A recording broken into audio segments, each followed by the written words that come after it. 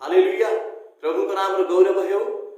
आजिकार शक्तियुक्त जीवन कार्यक्रम को प्रत्येक को स्वागत करे, ख्रीष्ट प्रेमर अभिनंदन प्रेज द लॉर्ड ज्ञापन करे।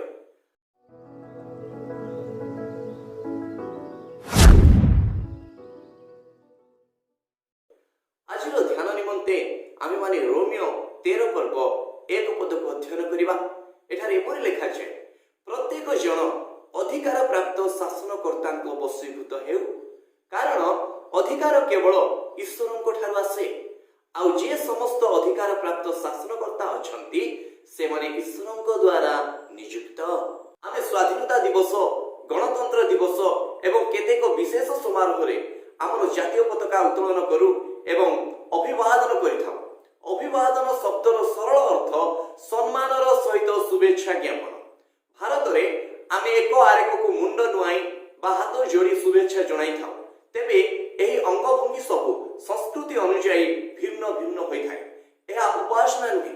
आमे दानिएल पुस्तक 3 पर्व रे सद्रक, मशक, अबेदनक राजा को सम्मान देवा, किंतु ताहाको प्रतिभा को प्रणाम करिबा को दृढ़ भावे नास्ति करिबा विषय पाई पार। ख्रिस्टियन माने स्वदेश प्रेमी हेबा आवश्यक। बाइबल देश प्रेम विरुद्ध रे किछि मध्य कुहे नाही, जार अर्थ आमे निज देश प्रति प्रेम और त्याग स्वीकार करिबा आवश्यक। गीत संहिता 137 5 और 6 पद पाठ कले जानि परिबा, जेरुसालेम ताहांको परमानंद थिला एवं ताहांको दक्षिण हस्त सदृश प्रिय थिला। स्वर्ग रे थिबा आम चरम नागरिकत्व आम वर्तमान नागरिकत्व को अस्वीकार करे नाही। शासनकर्ता गण ईश्वर द्वारा नियुक्त अटंती।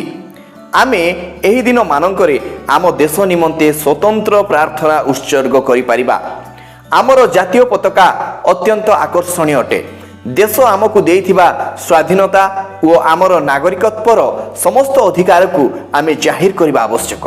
अज्ञतारू उत्पन्न हेउथिबा असम्मानरू निजको रक्षा करिबा पाई पताकारे थिबा रंग और चिन्ह गुडी को बुझिबा आम पक्षरे हितकारक हेबो।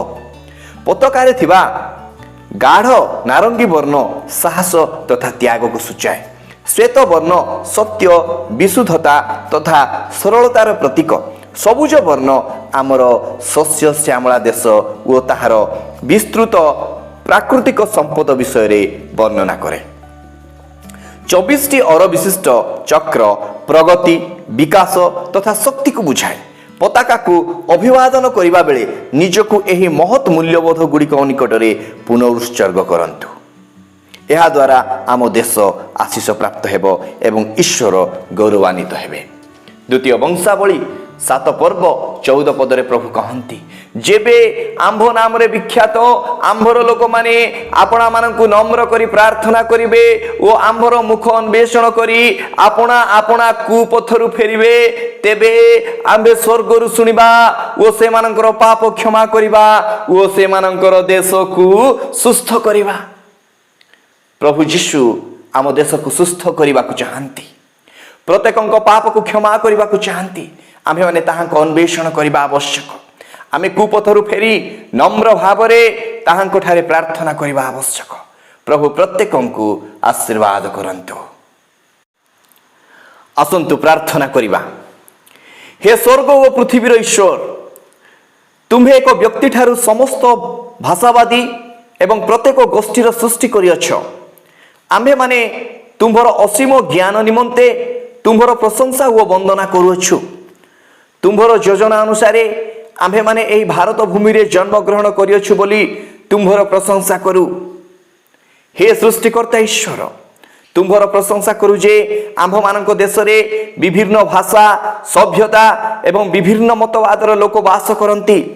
प्राकृतिक खनिज पदार्थ, जल एवं मृत्तिकारे परिपूर्ण आम्भर देश निमंते आम्भे तुम्भको धन्यवाद देउ। विदेशी शासनरु आंभ मानकु मुक्त करी एक राजनैतिक स्वाधीनता देइथिबारु तुम्भर संभ्रम करू। जे माने एही महत् कार्य रे निज निजर जीवन बलि देइछंती सेमानक निमंते आंभे माने तुम्भर प्रशंसा करू।